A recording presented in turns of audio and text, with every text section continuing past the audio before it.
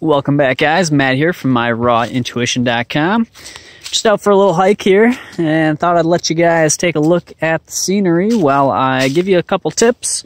I just taught a class on conquering cravings on a plant-based diet earlier this week, and so thought I would give you guys a few tips that I covered in the class, hopefully. So when I walked into this area, there's a sign that says, oh, and first off, take a look at this. Posted a picture of this on my Instagram. Beaver took down the tree. It's pretty cool. There's actually quite a few trees around here that have this, that it looks like they gnawed down and carried away, because they're not on the trail here unless somebody carried it away.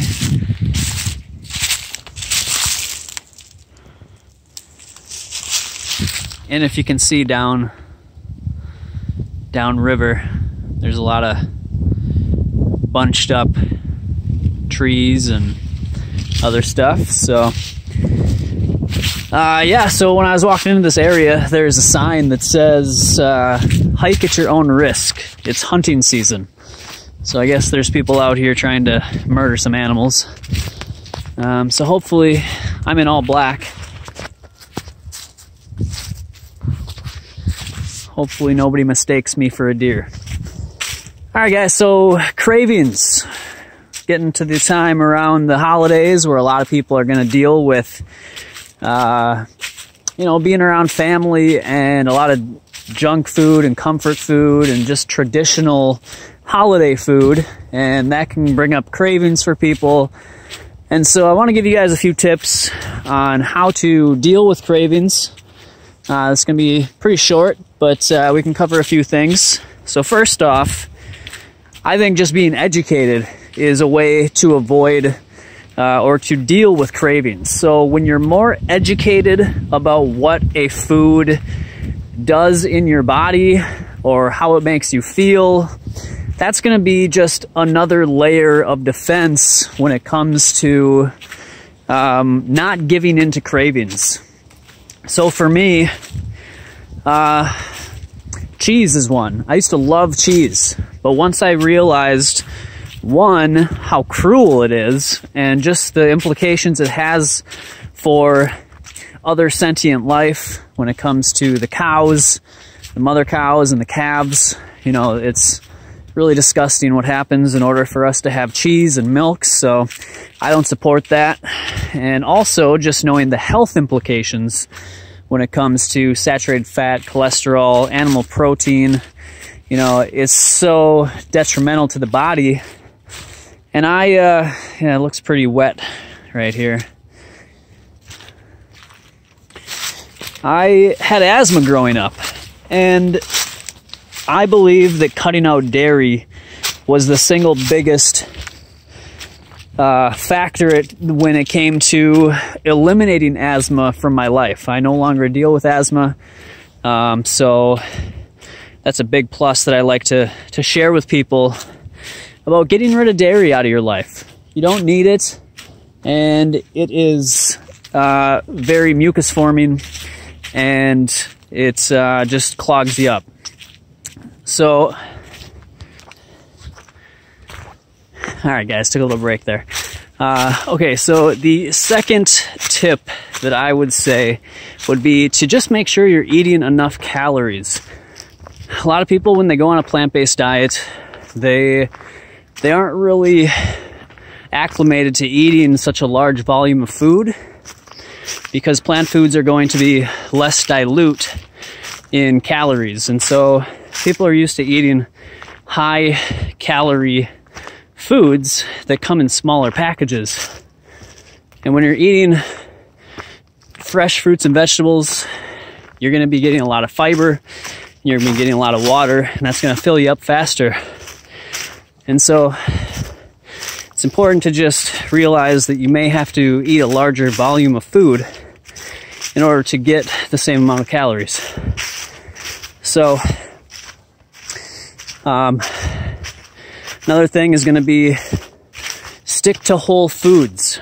because when you eat processed foods and you eat stimulating foods, you have a higher likelihood of creating you have a higher likelihood of having cravings in your life. So you eat a lot of salty foods or foods with added sugar or oil, you know, or any other sort of sweeteners or artificial flavors.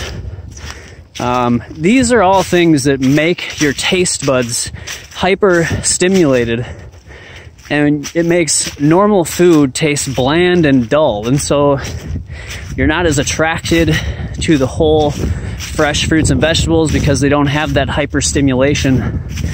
And so you want those more dopamine creating foods. So when we eat foods, it creates a dopamine response, which makes us feel good. And when you eat these hyper stimulating foods, it creates even more of a dopamine response. So you get almost physically, or you do get physically addicted to these foods. And so that goes to the next tip. It's to cut out all stimulating foods for at least 3 weeks. That way your taste buds and your microbiome are going to have a chance to reacclimate, come back into balance, and you won't have such a strong craving or draw to these hyper-stimulating foods.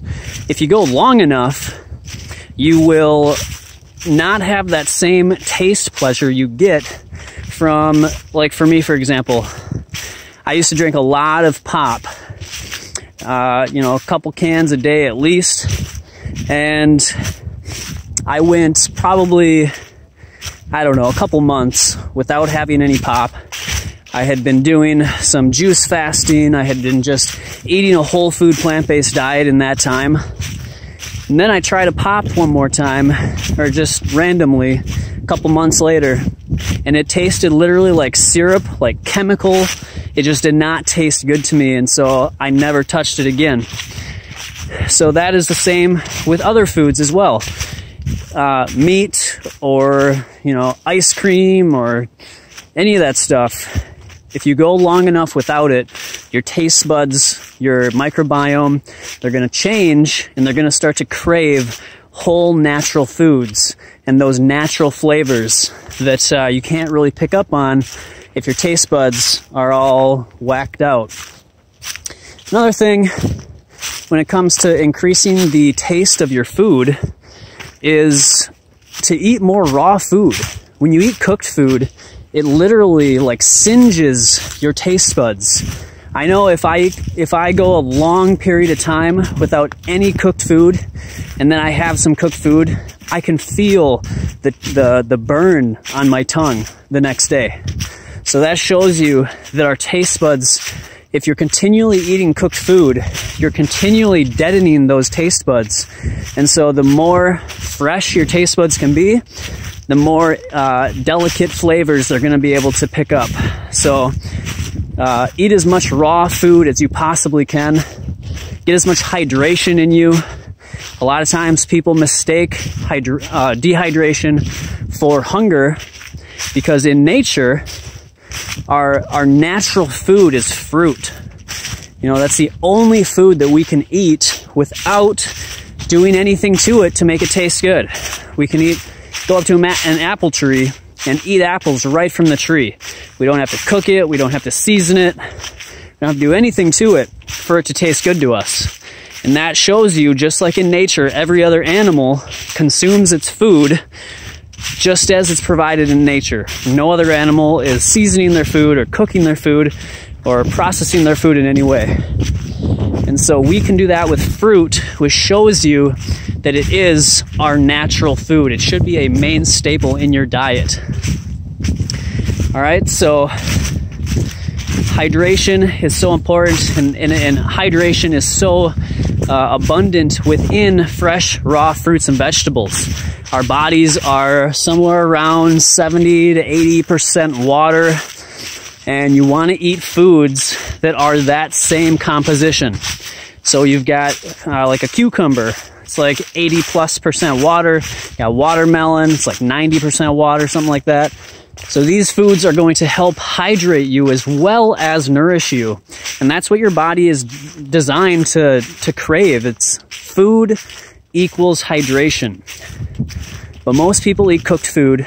Most people eat processed junk food and animal products and things like that, which are very low in water content. And so you eat food, you get that, you think it's a hunger signal. So you start eating food, but there's no water in there. So you are not getting the hydration that your body was wanting.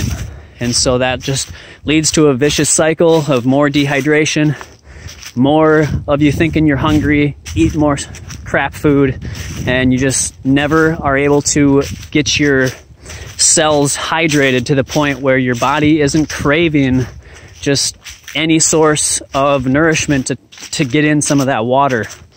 All right, so let's see, what other tips did I cover? Isn't this beautiful?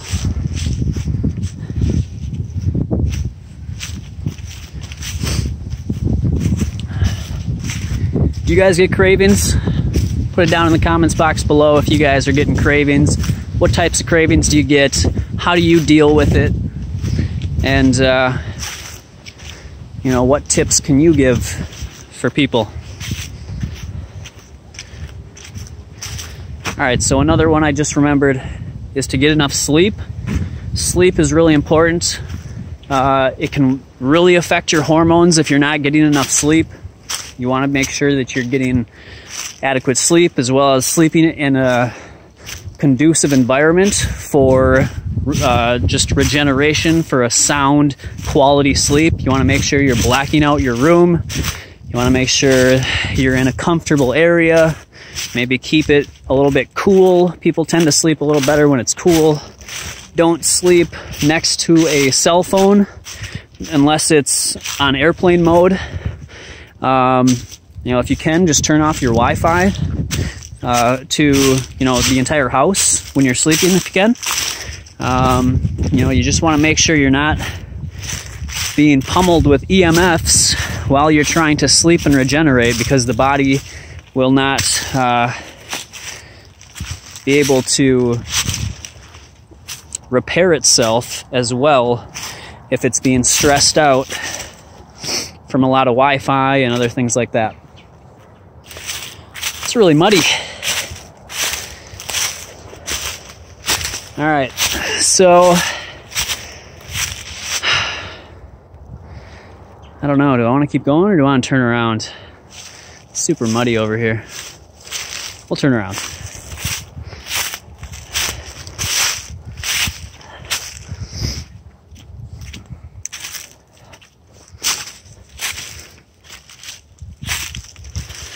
All right, so let's see, what other things can we do? Just make sure that you get your trigger foods out of your house. So if you're trying to use willpower and you've got a box of like Little Debbie's sitting in the cupboard, and you're just saying, I'm not going to eat those Little Debbie's, 9 times out of 10 for most people, you're going to go there when you get stressed. And, you know, it's just never a good situation to put yourself in. So make sure you just eliminate all the trigger foods, all the junk foods that you're trying not to eat. Get them out of the house and just fill your house with healthy options. Only make your house your safe place where you are setting yourself up for success. You don't want to put little traps and landmines throughout your house where you got to avoid them, otherwise you're going to fall back into old habits. Set yourself up for success by getting everything out of the house and filling the house instead with really healthy options that you enjoy and that satisfy you. Doesn't have to be all raw. You know, it can be other healthy plant foods. So just work on that. And make sure you have a good stress management program or just routine. Stress is a big one for people that get them back into cravings, to giving into cravings. And so it's important to find things that you can use as an outlet that will give you that dopamine response that you usually go to food for when you're stressed. You know, you're stressed, you want to feel good, you want something to take your mind off of things.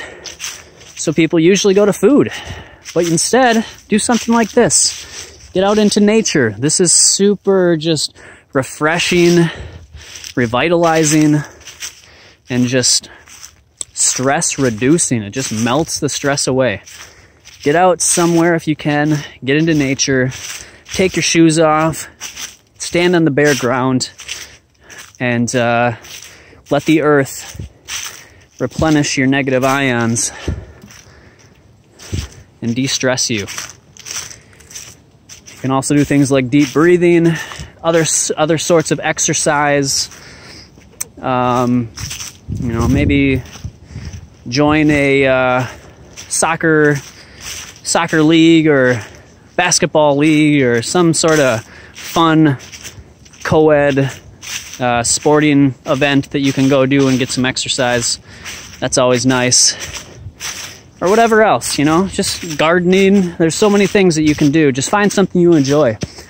And, you know, something that I really learned while Celine was here. She's moved out to Seattle now, but something that I have realized from her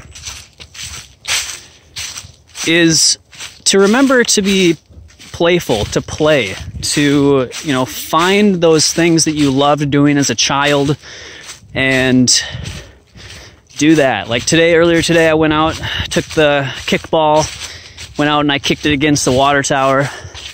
I used to play soccer when I was a kid, and I just loved running around and doing things. So it brings you back to being a child, and it just refreshes you, and it makes you feel so good. And so get out and play, and just find, you know, as adults, we forget to do this.